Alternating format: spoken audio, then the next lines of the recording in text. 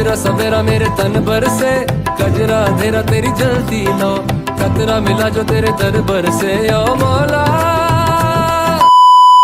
আসসালামু আলাইকুম এন্ড ঈদ মোবারক সবাইকে। ঈদের দিন সকাল 8টা বাজে ঘুম থেকে উঠেছি। 8:30টায় দীপুর জামাত ছিল, তাই দীপু শাওয়ারে গিয়েছে আর আমি তার জন্য পাঞ্জাবি বের করে রেখেছি। আর সে এইবার কিছুই নেয় নাই নিজের জন্য, কারণ সে তার বাবার পাঞ্জাবি পরবে।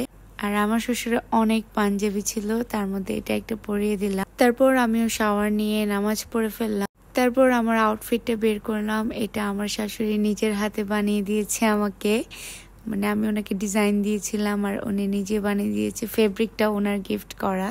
আর আমি রেডি হয়ে নিচ্ছি, হালকা একটু মেকআপ করব। তার আগে আমি সানস্ক্রিন অ্যাপ্লাই করে নিচ্ছি। সো আমার মেকআপ করা শেষ। আমার ঘুম থেকে উঠে এভাবে সকালবেলায় মেকআপ করলে আমাকে অনেক চাকমা লাগে, আমি বুঝি না কেন, বাট তোমরা বলো আমি কি আসলেই চাকমা? তারপর দীপুদের জন্য ওয়েট করতে করতে ওরাও চলে আসলো নামাজ পড়ে, অ্যান্ড আমরা সবাই বাইরে গেলাম। অ্যান্ড দীপুকে আমি এবার পা ধরে সালাম করছি। লাস্ট ঈদেও আমাকে কমপ্লেন করছে যে আমি নাকি ওকে করি নাই, সব ওয়াইফরা করে, তাই আমি এবার করলাম। এদিকে আমাদের বাড়ির সবার গরু ফেলে দেওয়া শেষ, কিন্তু আমাদের কষায় এখনো আসে না। উনি একটা এক্সকিউজ দিল যে 10টায় আসবে। ততক্ষণে আমি তাজওয়ারের সাথে কথা বলছিলাম, আর ও আমাকে দেখাচ্ছে যে ওদের গরু কাটা অলমোস্ট শেষ।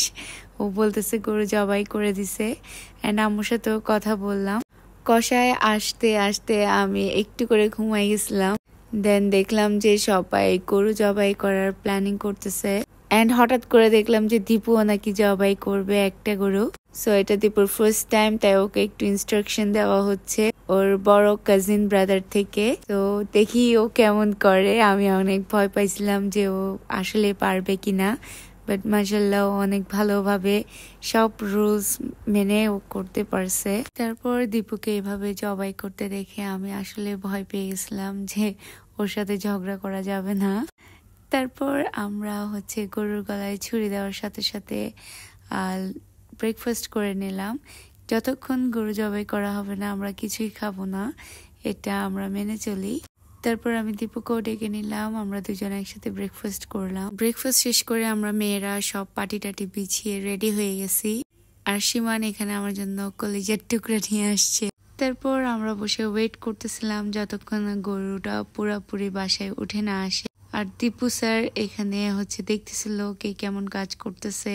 আর আমাদের বিবিএ পাশ একটা কষাইও আছে, সাথে এখানে সব ধরনের মাংস কাটতেছে 2-3 সাইডে।